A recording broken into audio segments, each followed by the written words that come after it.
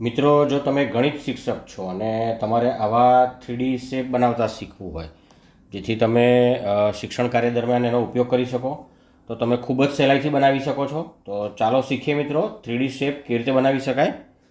આ જે 3D shape છે એ મેં પાવર પોઈન્ટમાં બનાવ્યા છે મિત્રો. તો મેં અહીં આગળ પાવર પોઈન્ટ ઓપન કરેલું છે. જુઓ, અહીંયા તમે જોઈ શકો છો આ બધા 3D શેપ છે. આ 3D શેપ જે છે એ રોટેટ પણ કરી શકાય છે. જો હું તમને બતાવું મિત્રો, તમે અહીં આગળ ફોર્મેટ શેપમાં આવશો અને નીચે આવશો તો મિત્રો મેં આ પહેલો શેપ પસંદ કર્યો છે જે ક્યુબોઇડ છે, લંબઘન છે. અને હું એની પર જો એંગલ ચેન્જ કરું છું અહીંથી તમે જોઈ શકો છો આને હું રોટેટ કરી શકું છું. જુઓ મિત્રો,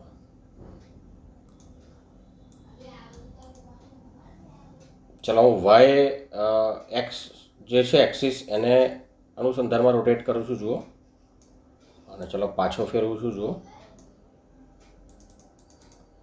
તો તમે એક્સ વાય અને ઝેડ ત્રણેય અક્ષની આસપાસ રોટેટ કરી શકો છો બધા શેપને. જુઓ, આ નળાકાર છે, આ ત્રિકોણીય પ્રિઝમ છે મિત્રો, પછી આ પંચકોણીય પ્રિઝમ છે. આ મેં સમલંબ ચતુષ્કોણમાંથી આવો શેપ બનાવ્યો છે મિત્રો.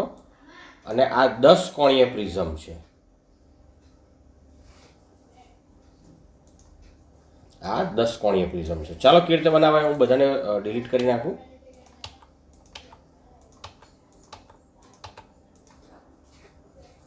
સૌથી પહેલાં હું ઇન્સર્ટમાં જવાનો છું. ઇન્સર્ટમાંથી શેપ્સમાં જવાનો છું. શેપ્સમાંથી હું કેટલાક શેપ પસંદ કરીશ. સૌથી પહેલાં ચલો હું ગોળાકાર પસંદ કરું છું, સર્કલ. અને હું શિફ્ટ દબાવીને એને ડ્રેગ કરું છું એટલે જરા એક સરખો શેપ રહે, સિમેટ્રિકલ રહે.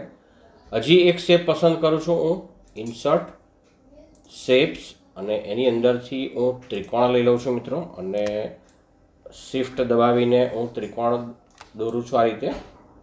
ચલો હજી એક શેપ લઈ લઉં છું, ઇન્સર્ટ, શેપ્સ, અને હવે હું લઉં છું ચાલો આ લંબચોરસ. અને ચલો લંબચોરસ જ બનાવું, લંબચોરસ. હવે આ 3 શેપમાં હું તમને ઇફેક્ટ આપી બતાવું છું. હવે આમાંથી હું કોઈ પણ એક પસંદ કરું છું, કોઈ પણ એક. માની લો કે હું આ ત્રિકોણને પસંદ કરું છું. ત્રિકોણ પર ક્લિક કરું છું, ફોર્મેટ શેપમાં જવાનું છું. અહીંથી શેપ ફોર્મેટ, શેપ ઇફેક્ટમાં જવાનો છું. અને હવે અહીંથી હું 3D રોટેશનમાં જવાનું છું. સૌથી પહેલાં 3D રોટેશનમાંથી હું કોઈ પણ એક રોટેશન પસંદ કરું છું. હું આ રોટેશન પસંદ કરું છું, પર્સ્પેક્ટિવ, અથવા આ પણ પસંદ કરી શકાય, ઓફ એક્સિસ ટુ. ચલો હું પર્સ્પેક્ટિવ પસંદ કરી લઉં છું. તમે તમારી અનુકૂળતા પ્રમાણે પસંદ કરી શકો છો. ઓકે, હવે અહીંયા આગળ જે ફોર્મેટ શેપ છે આ ફિલ એન્ડ લાઇન છે એની બાજુમાં ઇફેક્ટ છે, એની પર હું ક્લિક કરું છું. અને આમાં 3D બનાવવા માટે આમાં લંબાઈ અને પહોળાઈ છે પણ ઊંચાઈ નથી, ડેપ્થ નથી. તો હું ઊંચાઈ એની અંદર એડ કરું છું. 0 ઊંચાઈ છે એની જગ્યાએ હું 200 પોઈન્ટ જેટલી ડેપ્થ બનાવું છું, 200. તો જુઓ મિત્રો, આ શેપ જે છે 3D થઈ ગયો. હજી અહીં અંદર થોડા ફેરફારો કરું છું. હવે હું ફરી પાછો અહીં આગળ આવું છું ઇફેક્ટ્સમાં. મેં ડેપ્થ તો કરી પણ મારે વાયર ફ્રેમ ઇફેક્ટ આપવી છે. એટલે કે આપણે સ્કેચ બનાવ્યો, હાથ વડે દોરી હોય એવી આકૃતિ બનાવી છે. તો હું આ મટીરિયલમાં જાઉં છું, મટીરિયલ, અને એની પર ક્લિક કરું છું. અને અહીં આગળ જુઓ સ્પેશિયલ ઇફેક્ટમાં એક આ છે ખુલ્લા ખોખા જેવી, અને વાયર ફ્રેમ કહે છે. હું એની પર ક્લિક કરીશ એટલે મિત્રો જો આપણો સરસ મજાનો ત્રિકોણીય પ્રિઝમ તૈયાર થઈ ગયો. જુઓ, હવે આ પ્રિઝમને હું રોટેટ પણ કરી શકું છું. જુઓ મિત્રો, અહીંયા આગળ તમે નીચે આવશો, આ ફોર્મેટ શેપ, આ વચ્ચેવાળું જે છે ઇફેક્ટ્સ, એની અંદર રોટેશન, એક્સ રોટેશન 43.9 ડિગ્રી છે. હું આની અંદર બદલાવ પણ લાવી શકું છું.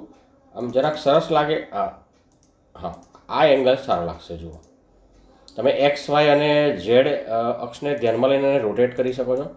હવે એક બની ગયો છે. હવે બાકીના બનાવવા ખૂબ સહેલા છે. હવે આની અંદર મારે ઇફેક્ટ કેવી રીતે આવી, તો આને સિલેક્ટ કરું છું, ત્રિકોણીય પ્રિઝમને, હોમમાં જાઉં છું. આ જે ફોર્મેટ પેઇન્ટર છે એની પર ડબલ ક્લિક કરું છું, એટલે કે 2 વાર ટેપ કરું છું. અને હું આની પર ક્લિક કરવાનો છું. તો મિત્રો જુઓ, નળાકાર તૈયાર થઈ ગયો. આની પર ક્લિક કરવાનો છું એટલે જુઓ મિત્રો, આ મારો લંબઘન પણ તૈયાર થઈ ગયો છે. આ નળાકાર તૈયાર થઈ ગયો. ચલો હજી એકાદ આકાર લઈએ.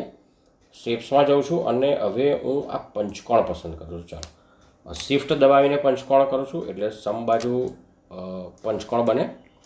હવે ફરી પાછો કોઈ પણ એક શેપ પર પસંદ કરું છું, ફોર્મેટ પેઇન્ટરમાં જાઉં છું અને પંચકોણ પર ક્લિક કરું છું. એટલે જો મિત્રો આપણો સરસ મજાનો પંચકોણીય પ્રિઝમ તૈયાર થઈ ગયો. પંચકોણીય પ્રિઝમ. હજી એકાદ શેપ લઈએ, ચાલો જુદો શેપ લઈએ જરાક. હવે હું લઉં છું આપણે સમલમ ચતુષ્કોણ લઈએ, એમાં જરાક સારો ઇફેક્ટ આવશે. ચલો મેં આ સમલમ ચતુષ્કોણ લીધો અહીંયા આગળ. જરાક એને હું સારો શેપ કરી દઉં અને આમ કરી દઉં. ઓકે, હવે હું કોઈ પણ એક શેપ લઉં છું, ફોર્મેટ પેઇન્ટર પસંદ કરું છું અને એની પર ક્લિક કરું છું. જુઓ તો મિત્રો સરસ મજાનો આકાર તૈયાર થઈ ગયો છે અને તમે તમારી અનુકૂળતા પ્રમાણે તમે એનો એંગલ સેટ કરી શકો છો મિત્રો. ચલો હું તમને ફૂલ સ્ક્રીનમાં આ બતાવું કેવા લાગે છે આકારો. જુઓ મિત્રો કેટલા સરસ લાગે છે. તો તમે ગણિતની અંદર જ્યારે ભૂમિતિ ભણાવતા હો અને તમારે જ્યારે મનપસંદ આકાર ક્રિએટ કરવો હોય તો તમે આનો ઉપયોગ કરી શકો છો.